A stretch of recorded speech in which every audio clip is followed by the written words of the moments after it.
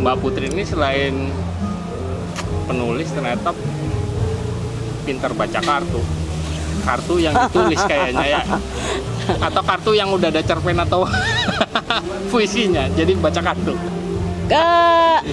Terakhir itu Friday the 13 kemarin, karena kan pas banget hari Jumat 13, itu hasilnya adalah sepucuk puisi dari sehelai kartu. Jadi nanti kalau mau ada itu manuskripnya. Jadi memang saya membuat puisi itu sambil membaca kartu. Kalau kartu tarot itu udah pernah dilakuin ke orang lain? Kalau tarot itu kan teman-teman yang tarot. Aku sendiri enggak sampai mendalami, apalagi kayak teman-teman yang aku menyebutnya pro, itu kan pada ngoleksi berbagai macam kartunya, lengkap dengan aksesorisnya. Aksesoris itu kayak dari mulai batu, gelang, hiasan apa kayak gitu. Nah, tapi kalau apa yang sekarang aku kembali fokuskan itu adalah kartomansi istilahnya. Kenapa disebut kartomansi? Dari kata card aja sih, kartu. Jadi kalau kita bilang itu remi ya kan, play card itu isinya lebih sedikit karena ini ada 52 ya, tambahkan jokernya 4. Bisa pilih mau joker 1, 2, 3, 4. Itu jadinya 52 atau 53 atau 54, 55, 56. Nah, kalau tarot seingatku tuh antara 76 atau 78, dan jokernya mereka hanya 1, si kartu The Fool itu. Tapi saya tidak akan membahas tarot karena nanti dimarahin sama teman-teman tarot. Tunggu, supaya yang nonton tahu apa bedanya tarot dengan kartu landasan hukumnya, hukum keabadian dan hukum kesuciannya itu sama. Dari era keilmuan Babilonia kuno sana ya kan, dengan matematika Babilonia kuno yang mewujud di zodiak, astrologi itu tadi ya kan. Nah, tetapi lebih ringkas seiring berlalunya waktu itu, lebih ringkas karena ada biasalah, sama juga kayak tadi perkembangan tulisan, perkembangan teks, sampai ada istilah copy text segala ya kan. Kemudian dari mulai ada cerpen yang katanya 1100 kata, tiba-tiba ada flash fiction, bahkan yang cerpen super pendek sebatas isi X yang cuma 140 karakter ya kan, seisi SMS itu 160. Masih musim ya SMS. Nah, itu sebenarnya kalau ditanya kenapa itu, ya nanti cari sendiri sejarahnya. Tapi aku bisa menyebutnya lebih ringkas, kemudian lebih ringkas untuk ngapalin kata kuncinya, memudahkan buat hidupku sendiri. Kemudian kalau ditanya, waktu itu sempat ada yang bilangnya, ya ampun Mbak Put bisa meramal. Saya bilang, saya tuh nggak meramal sih ya, nggak tahu juga kalau teman-teman yang kartu-kartu lain atau bola ajaib bilangnya meramal. Tapi sebenarnya istilahnya tuh dari awal kan reading ya, membaca. Kaitannya dengan tadi itu kira-kira kayak membaca apa yang tidak ada tulisannya. Jadi apa yang dibaca lebih ke kayak, ini sebenarnya kan semua ada ininya ya, panduannya gitu kan. Sama kayak kita kadang kayak misalkan bahkan aliran bebas sekalipun tetap ada apanya ya, macem-macemnya lah, peraturan atau batasan atau ya sesuai kriterianya lah, kurang lebih gitu. Nah jadi aku menyebutnya lebih ke untuk sama kayak Dear Diare yang tadi, lebih ke untuk merapikan apa yang sedang dipikirkan. Nah tetapi lebih spesifik ya, lebih spesifiknya tuh apa, jadi apa yang ingin ditanyakan. Nah kayak tadi aku bilang, aku ingin membaca tapi tulisan yang ingin aku baca belum ada, jadi aku buat. Nah aku ingin mencari jawaban karena aku bertanya, tapi apa aja yang ingin aku baca. Nah kadang-kadang tuh sebenarnya kalau sama baca kartu ya kan, kartomancy reading, atau mungkin kalau teman-teman tarot tuh bilangnya tarot reading gitu kan, baca tarot itu lebih ke kayak oh ya udah berarti set udah diambil, itu aja, di situ aja. Jadi kalau apa tuh yang suka pada bilang overthinking. Nah, itu kalau overthinking tuh jadi bukan cuma satu pak kartunya, bisa-bisa ada lusinan kartu kemana-mana. Ya kan, terus nanti nggak selesai-selesai, tiba-tiba jadi insomnia, besoknya susah, jam kantor kesiangan, ya kan. Jadi gitu, ditekankan lagi, ini bukan ramal ya. Tidak ada kaitannya dengan ramal-meramal, walaupun mungkin bahkan sampai udah ada film horornya, ya kan, film tarot tuh jadi genre horor. Aku perhatikan ternyata ada 3 versi. Indonesia pernah bikin, walau katanya niru dari negara mana, film negara mana, kemudian versi Hollywood, tapi sebelum Hollywood itu ternyata ada versi Korea. Nah, tapi itu mereka 3-tiganya aku lihat genre horor. Ya kan, kehabisan bahan kayaknya, sampai kartu diajakin main film horor juga. Ya udah, kita uji coba nih sekarang. Oh, uji coba katanya.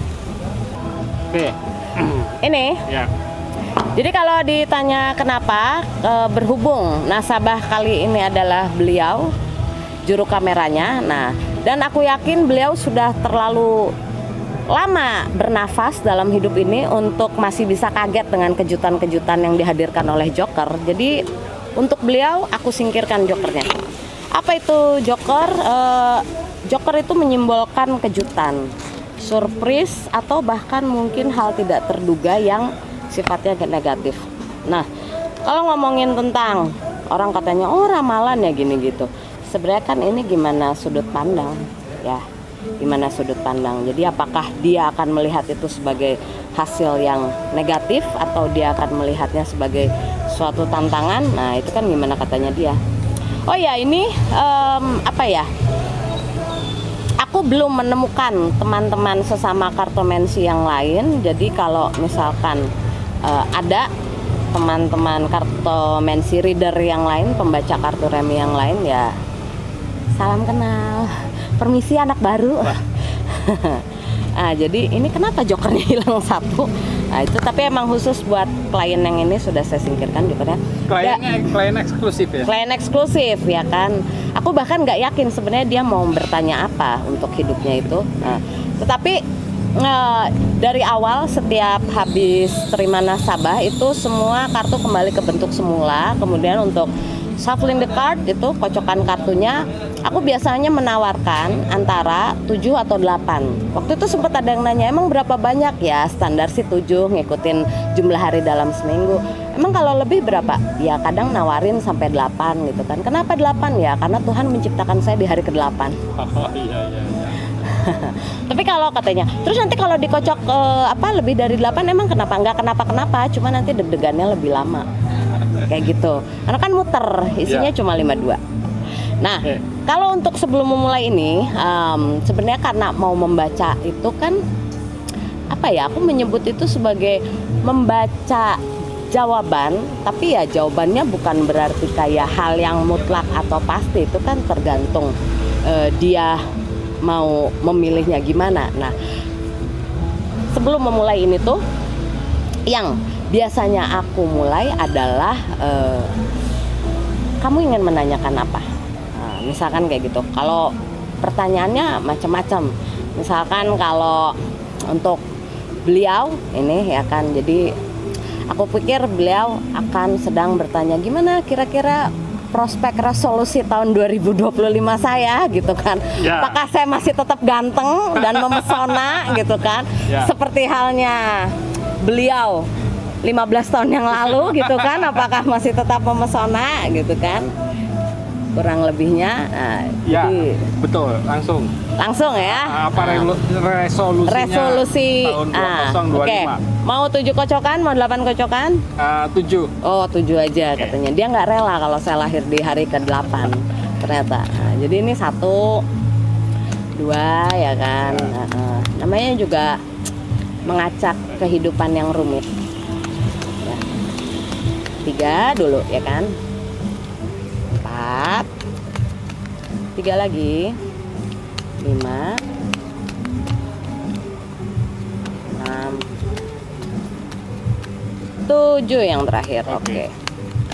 Terus kalau misalkan katanya, emang berapa banyak? Aku biasanya menawarkan yang singkat aja biar nggak terlalu banyak kata-kata. Tapi kalau orang yang senang sama tulisan panjang ya kalau mau bisa yang set 9. Kalau untuk yang praktis set 3 aja yang diambil. Ya kan. Ya, udah kayak di Las Vegas ini digelar ya kan. Momen blackjack barangkali. Oke, silakan pilih. Diambil ya? Diambil. Berapa? Ya. 1? Ya, berurutan 3 aja. Kita main set 3 yang sederhana. 3 tapi acak bebas. Acak bebas. Oke. Mau maju mundur, mau di tengah semua suka-suka hati. Satu-satu ya? Yoi. 1 1 dulu. 2 2 3. 3. Oke. Dan hasilnya adalah oke. Nah, ini. Jadi sebenarnya kalau misalkan ditanya kenapa isinya 3, antara isi apa ya? Antara kartu yang satu set isi 3 sama yang set isi 9 itu sebenarnya sama. Kenapa milihnya ganjil yang kelipatan 3? Lebih tepatnya pakai konsep kehidupan manusia ya kan, di sebelumnya di ruang lampau, kemudian di yang sekarang ini sedang terjadi, kemudian kira-kira ke depannya bagaimana, kurang lebih secara berurutan. Sebelumnya itu ada di 6 wajik. Kalau khusus untuk wajik ini sebenarnya dia kata kuncinya tentang apa ya? Kalau kita bilang kayak kemapanan finansial atau misalkan kayak prospek karir yang cemerlang. Tapi kalau nomor 6 itu apa ya, lebih ke kayak stabilitasnya mungkin. Apa kalau kita bilang itu kayak apa tuh istilah gejolak. Nah, gitu. Jadi kayak misalkan ketika awalnya loh, ini kan namanya juga orang bacain ya kan. Jadi terserah dia mau saya nggak gitu. Oh ya, saya nggak tahu kalau emang ternyata dirimu tidak merasa bergejolak di waktu sebelumnya. Tapi kurang lebih kalau dengan kartu ini sebenarnya dia memulai hidupnya sebelumnya itu.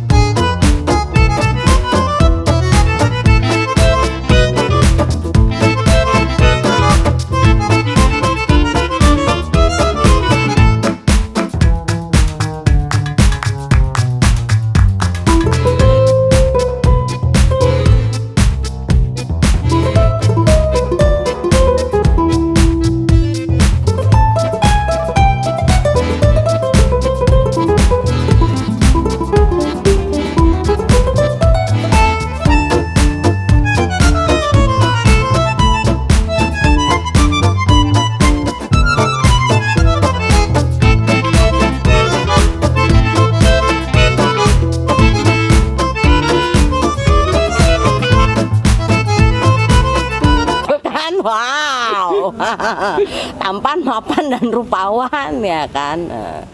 Tapi masih ada hubungan sama wajik yang sebelumnya? Sebenarnya iya, karena kalau dibilang ada hubungannya itu lebih ke kayak orang itu kan biasanya itu makanya suka ada istilah kayak di saat sekarang kadang suka kita melihat spion untuk melihat di yang sebelum-sebelumnya itu, kalau ada yang itu bisa bagus, cocok untuk diteruskan, tapi kalau ternyata kayak gini nggak pas nih, waktu itu pernah nyobain nggak oke gitu kan. Nah itu kan bisa terjadi ya. Tapi ada juga orang-orang yang memang dari awalnya stabil, tapi ada juga ini kalau kita ngomonginnya tentang diksi kata-kata, ada yang bisa melihat itu sebagai stabil ya kan, melaju dari 6 wajik menjadi pangeran wajik itu kan stabil. Tapi ada juga yang menyebut itu stagnan. Nah, tapi ketika bilangnya stagnan rasanya menjadi beda, karena ternyata ketika itu dilihat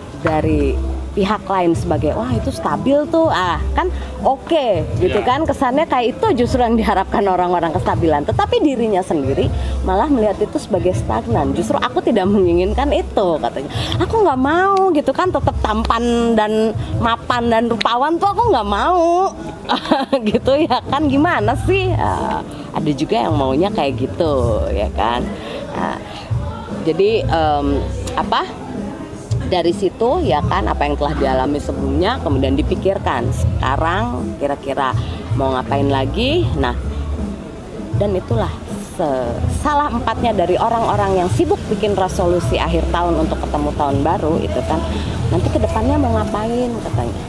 Termasuk orang-orang di sekitar saya yang kadang-kadang katanya, itu si Putri mau ngapain katanya, saya juga nggak tahu mau ngapain.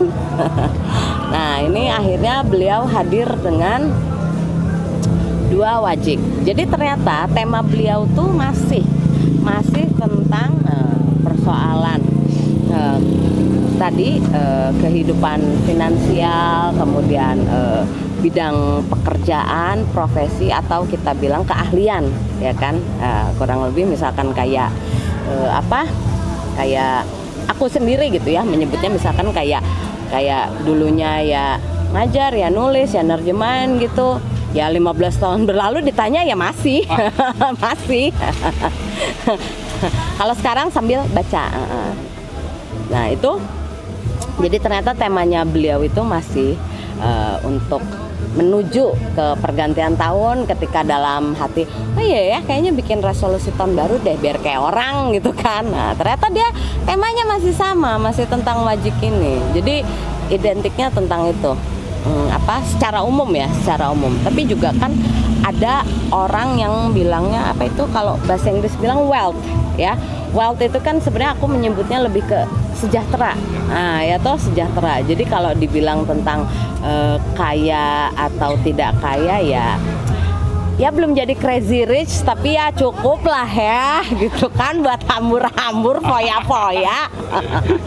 Kayak gitu. Jadi ternyata tema beliau hari ini masih ini ya, di garis yang sama. Untuk kedepannya ternyata dari ketika di ruang waktu sebelumnya itu kayak sudah tahu apa yang mau diinginkan, kemudian hasilnya ya kan stabil, mapan, tampan, rupawan ya kan. Ternyata menuju pergantian tahun sepertinya akan terjadi turbulensi. Nah, mungkin gara-gara ini orang pikir itu ramalan ya kan, ramalan. Padahal sebenarnya ketika aku tadi memilih diksi turbulensi itu maksudnya kayak hanya dia dan apapun itulah yang tahu yang sebenarnya dia pengennya apa. Mungkin dia akan melihat ini bukan sebagai turbulensi, tetapi lebih ke kayak yang kemarin belum dicobain, gasin aja lah ya gitu, kayak tapi nanti gimana ya. Nanti kalau misalkan ternyata boncos gimana ya, karena kan topiknya ini tentang kesejahteraan ya kan, atau mungkin kayak mencoba istilah alih karir gitu kan mungkin, atau mengembangkan sayap malaikat gitu kan, malaikat maut kurang lebih gitu. Jadi makanya mungkin ketika ada yang nyeletuk ramalan, mungkin karena berakhir ke ruang masa depan itu, the future of time. Itu kenapa sebenarnya aku melihatnya lebih ke kayak gini ya kan, berpikir itu berat ya kan, berpikir itu rumit. Makanya kadang-kadang ketika aku nyeletuk, ya kalau bisa persekusi ngapain diskusi, karena untuk bahkan memikirkan diri sendiri aja kadang-kadang orang keburu capek, jadi malah milih mikirin orang lain gitu kan ya. Nah itu jadi pas dari beberapa nasabah, dari beberapa sebelumnya itu ketika udah di bagian menuju ke ruang masa depan itu suka kayak, tapi itu masa sih gini, masa sih loh ya, terus gimana kira-kira. Misalkan kayak ada kata-kata lain ya kan, kembali ke soal diksi tadi, pilihan kata ya toh. Ada yang menyebut itu sebagai kejatuhan karena perubahan. Tapi ada juga yang melihat itu sebagai kemajuan, ya kan? Kalau aku waktu itu bahkan bilangnya gini, kayak sebenarnya balik lagi ke soal diksi kata-kata. Sebagian orang bilang itu ujian, ada yang bilangnya musibah, ada yang bilangnya cobaan, ada yang bilangnya anugerah, ya toh. Dan itu dari beberapa kata kunci yang sudah aku munculkan itu ya, aku pikir itu sensasi rasanya kan jadi beda-beda, ya kan. Ketika ada muncul kata turbulensi, wah kacau, takut ya, deg-degan ya, kok ramalannya nyeremin loh. Enggak lagi ngomongin ramalannya nyeremin. Sebenarnya kan dari kata perubahan, ya kan, mungkin kayak apa, kalau di jalan tol tuh ada yang geredek-geredeknya gitu ya, mungkin sebenarnya turbulensi biar nggak ngantuk kan bisa, ya kan, geredek-geredek gitu. Tapi ada yang melihat itu karena apa ya, aku melihat itu sebagai karena belum pernah terbiasa sebelumnya, jadi ketemu yang geredek-geredek itu panik, deg-degan gitu kan, kayak lah ini kenapa, lah ngapa. Jadi kesimpulannya adalah ada seseorang yang memulai hidupnya dengan segala sesuatu yang tampak tertata rapi, sampai kemudian dia mendapati dirinya di kayaknya rapi gini, entah itu antara tidak menarik atau mungkin orang menyebut itu kayak terpelatuk, tergoda, terpicu, get triggered gitu kan orang bilang, sampai berakhir di ke depannya memang ada perubahan, entah itu oh tadi 3 kalimat ya bilangnya. Oke, ralat. Masa sebagai penulis nggak bisa bilang 3 kalimat, ya kan?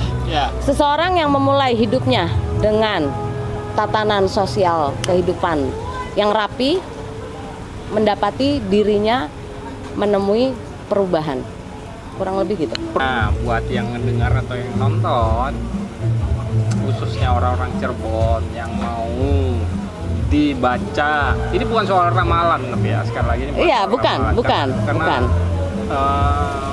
soal zodiak juga sebenarnya kan secara kosmik, kategori aja, membaca karakter gitu ya, secara umum. Nah, jadi yang mau dibaca karakternya soal apa, ekonomi ini, bisa hubungin Mbak Putri, nanti saya cantumin Instagramnya. Iya, bener sekali, bener banget. Tarifnya berapa? Japri aja langsung. Orang bilang DM sih ya kalau itu. Jadi kalau buat yang rasanya kayak serem itu kan ramalan, atau misalkan kayak apa istilah bid'ah gitu kan, kayak gitu melanggar ketentuan ilahiyah atau apa, enggak sih. Kalau balik lagi ke kata-kata mutiara, udah jangan bilang enggak, kita bukan soal ini, kita nggak ada nggak ada hubungannya sama agama. Ramalan. Untung keburu diputus sama dia, ya kan. Kita padahal bukan agamawan. Padahal tadi udah dari tadi bilang sebenarnya saya ingin hemat energi dari tadi tuh. Ditanggap sama dia jadi panjang. Ya udah gitu aja loh obrolannya, nanti kita lanjut lagi. Assalamualaikum.